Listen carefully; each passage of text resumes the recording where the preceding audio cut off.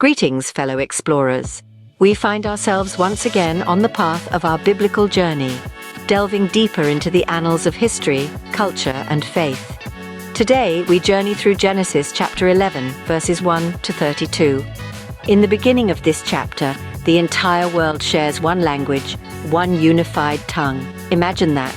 No language barriers, no misunderstandings, just unity. They migrate from the east and settle in a land called Shinar. The people of the earth decide to build a city, and in its center, a tower that reaches the heavens. They desire to make a name for themselves, to prevent being scattered across the face of the earth. Their intentions, though seemingly noble, are rooted in pride and self-preservation. God descends to see the city and the tower the people are constructing. He observes their unity and acknowledges their potential.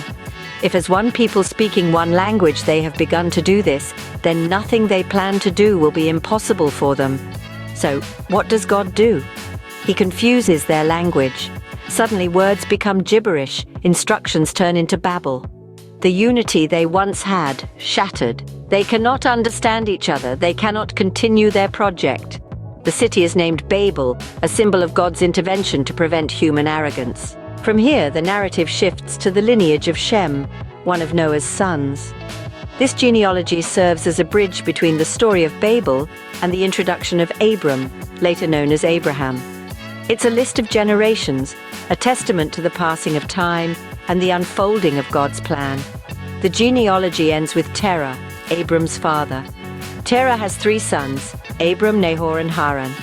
Haran passes away, leaving behind his son Lot. Terah, along with Abram and his wife Sarai and Lot, leave their homeland of Ur to go to Canaan, but they settle in a place called Haran, where Terah lives out the rest of his days. The story of Genesis chapter 11 is rich with lessons and themes. The Tower of Babel serves as a reminder of the dangers of pride and self-reliance. It speaks to the value of diversity, of the beauty that exists in our differences.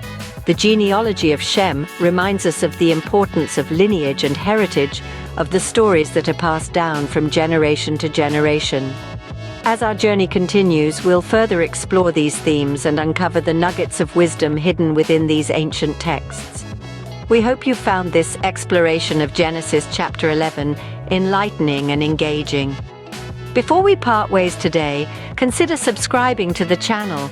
Join us as we continue this fascinating journey, unraveling the mysteries and lessons of the Bible. Your presence and participation bring life to this journey, and we look forward to exploring further with you. Until next time, keep seeking, keep questioning, and keep exploring.